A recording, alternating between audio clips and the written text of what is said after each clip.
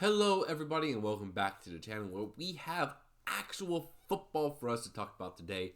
As yesterday, the Packers played in their first preseason game against the Cleveland Browns, where they won 23-10. Going to be a little bit of a different format here. We're still going to go through the scoring and the stats first, but I made notes of every key play and key contributions that we saw in yesterday's game, and let's go through it. Let's go ahead and get started with the scoring. Go break down the stats, and then we'll go through quarter by quarter, see what really stood out to me. So let's go and begin. Start off with a Dontavian Wicks 65-yard touchdown pass from Jordan Love on the third play of the game for a quick 7-0 Green Bay lead.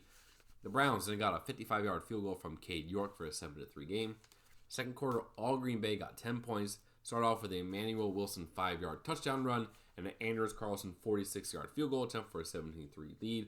Packers got two more field goals in the third quarter with a Greg Joseph 35-yarder and an Anders Carlson 33-yarder.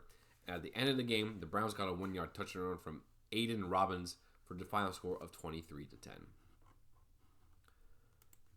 Stats for the Packers. Sean Clifford went 10 for 19 for 111 yards, got the majority of snaps in this game. Did get one sack as well. Jordan Love only played the first series, went 2 for 2 for 63 yards and that one touchdown. I mean, what else can you say there? Really solid there from Love. And Michael Pratt in his first NFL action went 5 for 7 for 46 yards and no touchdowns but no picks.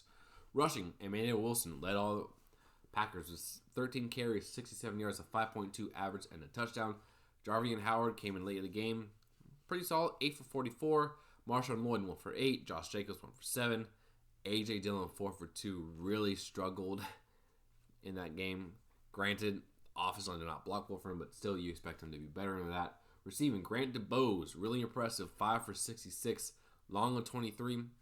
Dontavian Wicks 1 for 65 on the opening drive. Julian Hicks 1 for 23. Joel Wilson competing for a backup tight end spot, 3 for 30 as well.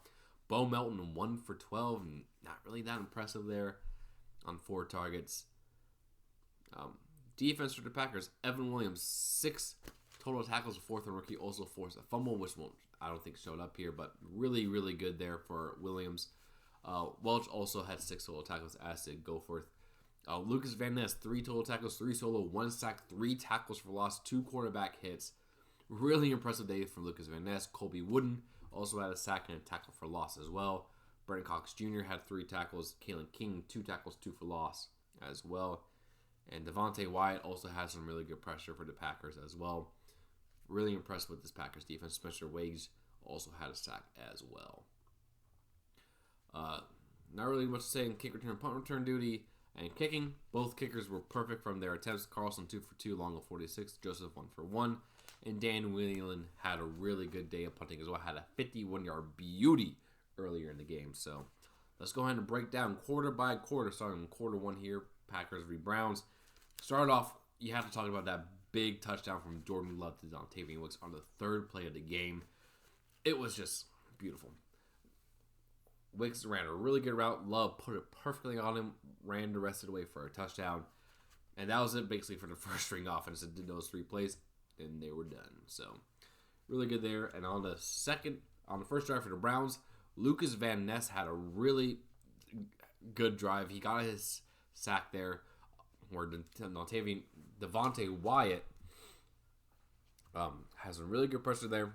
Ness got the sack, so really good there for him. On that first drive for the Browns, defense gave out some big gains there to get the Browns in field goal range, but they did hold Cleveland to a 55-yard field goal, which I thought was really good for the defense there. Only one drive for Love. Sean Clifford came in as QB2, which I thought was interesting. I think Pratt has the higher potential than Clifford, but they like Clifford there right at the moment. And also on that drive, Sean Ryan was the second string center after Josh Myers got the start in the game.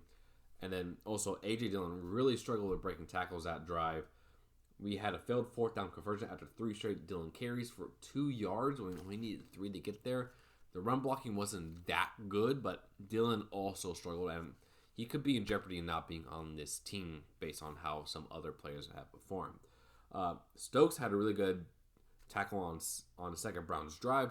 Lucas Van Ness had really good pressure there, and he was causing so many problems on that drive. Run defense looked so much better compared to last year. I know it's preseason, but I'm here for the philosophy of what the Packers are trying to do, and I really do appreciate it.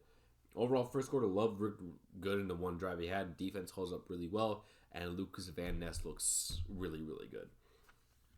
Quarter two, still had some off-ball coverage on third and short, which I thought was a little bit concerning because that's what Joe Barry ran so much last year, but did not really see it that often, but still concerning that it is there. Packers had good pressure on fourth down on that drive for the Browns. Secondary had good pass coverage. So, again, really, really encouraging things from this defense. Malik Heath had a good completion of Sean Clifford on that third drive for the Packers. Good conversion on fourth down to Grant DuBose, the 7th-round rookie for the Packers the previous year, who looks to be really, really good after being injured basically all last season. Emmanuel Wilson came in, had a strong start, had some really good runs on that Packers drive. Down in the red zone, there was a bad jump ball thrown by Sean Clifford, trying to get it to Malik Heath in the end zone. Way overthrew it. Not really a great pass there. And Wilson get the second Packers touchdown to cap off a really great drive for him. So he looks like he is fighting for everything he has to maintain his spot on the roster. Colby Wooden, I think the Packers' 4th or 5th round pick from the previous year, had a really good run stop. And the following play, a great pressure by Lucas Van Ness that leads to Wooden getting a sack there. As I said, Lucas Van Ness looks really good, and he's going to be our third edge rusher behind Preston Smith and Rashawn Gary. So, watch out, world. Marshawn Lloyd got his first touch in the NFL action. Had a short completion, but he lost his footing after about a 2-yard gain there, so a little concerning there. And in a 2-minute drill, great toe drag catch by Grant DuBose to help us get in field goal range. And at the end of the half, Anders Carlson made a 46-yard field goal.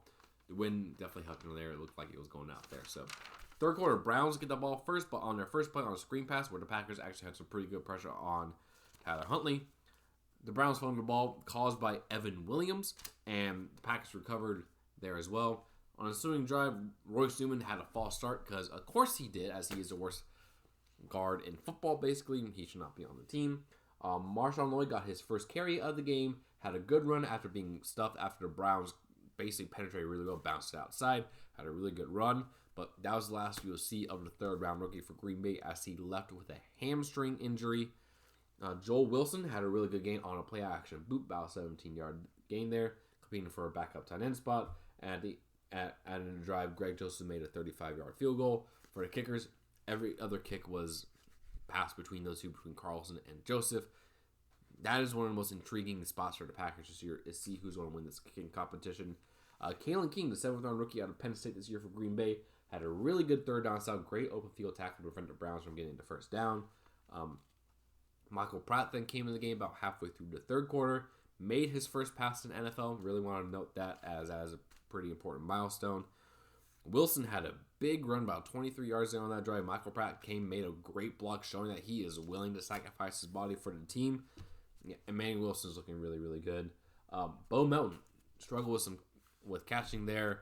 Had a couple of drops, and not really that good for the Packers' 5th receiver last year, who was the competition to keep that spot with Grant DuBose and Malik Heath.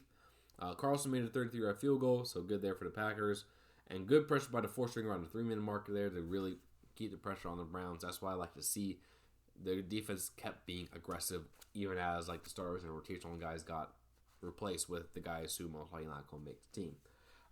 Quarter number 4, good third down start to open the quarter, and had a really good 4th down stop with a batted ball at the line to have the Browns turn the ball over.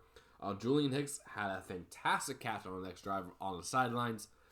Ooh, man, that was, fantastic catch.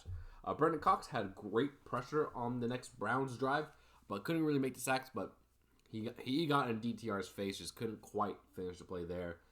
Bad coverage for the Packers secondary led to a Browns TD, but that touchdown was called back due to illegal man downfield penalty, but didn't matter as a roughing penalty against Green Bay leads to a 1-yard Cleveland touchdown run by Robbins there. But it is the 4th, 5th, 6th string guys that really aren't going to make the team, so not really too worried about that there.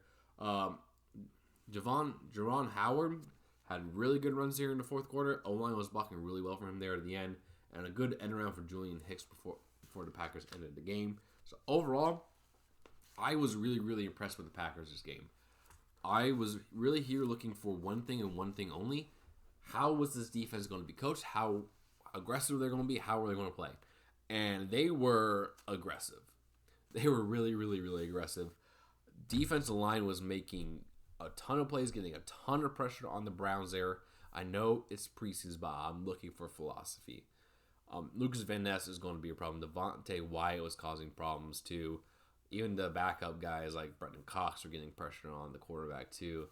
And the secondary, really impressive. Eric Stokes, Kalen King were not afraid to get over there and run coverage. I really appreciate that from the corners.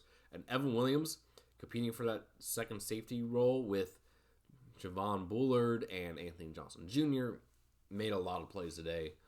And I'm really, really, really impressed with the way the Packers played today. So, yeah, we're 1-0 to preseason. Got some encouraging things from the offense. This is a deep team and a defense I was so impressed by. So, yeah, let me know what you guys think down in the comments below. What is your biggest takeaway from this first Packers preseason game? For me, it's that defensive line. They look fantastic. So, I'll see you guys again very soon. And keep an eye out for additional content. Peace.